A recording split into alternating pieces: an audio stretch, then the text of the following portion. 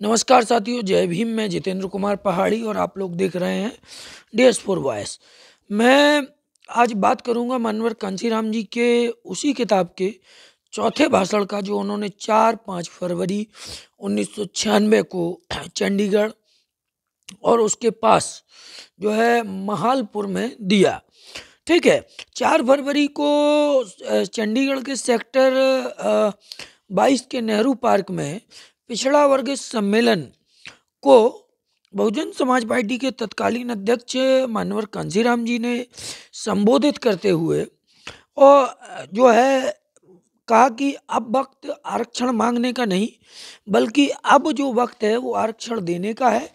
और इसी शीर्षक के साथ उन्होंने अपनी पूरी बात को इस भाषण में बोली।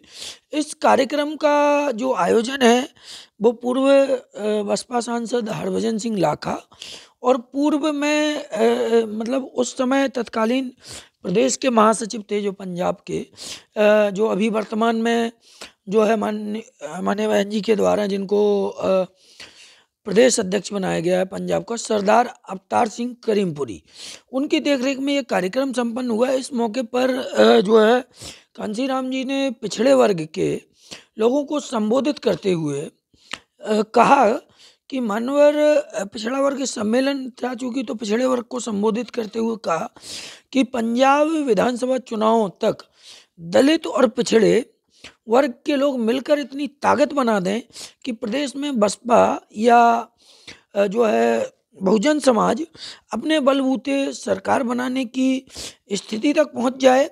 और यदि जो है हम अपनी सरकार ना बना पाएँ तो इतना जरूर हो जाए कि हमारे बगैर कोई दूसरा दल पंजाब प्रदेश में सरकार ना चला सके। हमेशा जो है पंजाब में सरकार की जो लगाम है वो हमारे हाथों में रहे। और फिर आगे वो कहते हैं कि खेत का असली मालिक जो है वही होगा जो खेत को जोतेगा। कांशीराम जी ने कहा कि लोकसभा चुनाव सिर पर हैं, इसके 4-6 महीने बाद पंजाब विधानसभा चुनाव होंगे और यदि बहुजन समाज पार्टी का सत्ता पर काबिज होने का दाव सही रहा लगा तो हम ऐसे कानून बनाएंगे, ऐसे लॉ बनाएंगे जिसमें खेत का असली मालिक वही होगा जो खेत जोतता है। आप आगे कहते हैं कि उत्तर प्रदेश की तरह पंजाब में भी दलितों को 1-1 एकड़ कृषि भूमि दिलवाने का इंतजाम करवाएंगे और जो गांव में रहते हैं उन्हें किसानों को झगड़ा होने पर मशक्कत का सामना जो करना पड़ता है वो उत्तर प्रदेश में जो है जिस तरीके से हमने करके दिखाया है वैसा हम पंजाब में करके दिखाएंगे। उन्होंने कहा कि हमने उत्तर प्रदेश में 2 लाख एकड़ ज़मीन जो है दलित समाज के लोगों को, भूमिहीन लोगों को बांटी। और आगे वो कहते हैं कि पिछड़े वर्ग के लोग जो हैं, पिछड़ी जाति के लोग हैं, पिछड़े वर्ग के लोगों को उनकी तादाद या उनकी जनसंख्या के मुताबिक कभी भागीदारी नहीं मिली। वो कहते हैं कि उत्तर प्रदेश में जो है बहुजन समाज पार्टी ने 26% दलित वोटों की दम पर सरकार 4-4 बार बनाकर दिखाई, जबकि पंजाब में इनकी जो तादाद है वो 30% से ज़्यादा है, मतलब 30% से ज़्यादा है। आप आगे कहते हैं कि अगर दलित समाज के जो लोग हैं वो पिछड़े समाज के लोगों के साथ मिलकर चलने की अपील करें और दलित पिछड़ा जो वर्ग है उनके बीच में भाईचारा बने और भाईचारा बनने से जो है एक ताकत बनेगी। आगे वो कहते हैं कि दलितों को आरक्षण का लाभ मिलने के कारण उनकी थोड़ी बहुत तरक्की हुई है, मगर शासन प्रशासन में उपेक्षा के कारण जो पिछड़े वर्ग के लोग हैं उनको उनकी जनसंख्या के मुताबिक हिस्सेदारी नहीं मिल सकी है। जबकि दूसरी ओर देश में 3-4% जो लोग हैं वो शासन प्रशासन में दोनों में अपना कब्जा जमाए हुए हैं। तो ऐसी स्थिति में पिछड़े वर्ग के लोगों को शासन व प्रशासन में जो भागीदारी है वो सिर्फ और सिर्फ जो है अम्बेडकरी मूवमेंट, कांशीराम के मूवमेंट या बहुजन समाज पार्टी के माध्यम से ही मिल सकता है।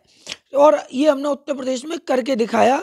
पिछड़े वर्ग के लोगों को शासन प्रशासन में जो भागीदारी उत्तर प्रदेश में दी, सबसे पहले हमने दी, कांशीराम जी कहते हैं।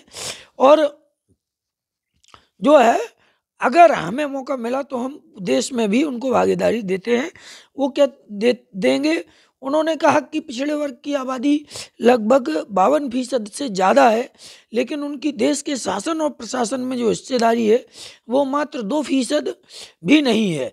ठीक है।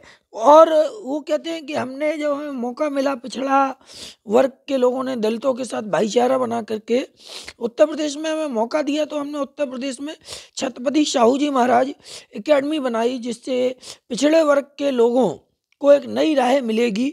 और छत्रपति साहू जी महाराज एक ऐसी शख्सियत थे, ऐसे कुर्मी राजा थे, जिन्होंने दलित पिछड़ों को 1902 में आरक्षण देने का काम किया। लास्ट में कांशीराम जी कहते हैं कि अब दलितों और पिछड़ों और बहुजन समाज के अन्य लोगों को आरक्षण मांगने का नहीं बल्कि देने का समय आ गया है। इसके लिए हम सबको मिलकर के यह सुनिश्चित करना होगा कि केंद्र और प्रदेशों में बहुजन समाज के लोगों की अर्थात हमारी सरकारें बने और फिर हम अपना हिस्सा लें और दूसरों को भी देने की स्थिति में रहें। इसी बात को कहते हुए कांशीराम जी ने अपना भाषण खत्म किया और जो है उन्होंने पिछड़े समाज के लोगों से अपील करते हुए दलितों के साथ भाईचारा बनाने की बात कही।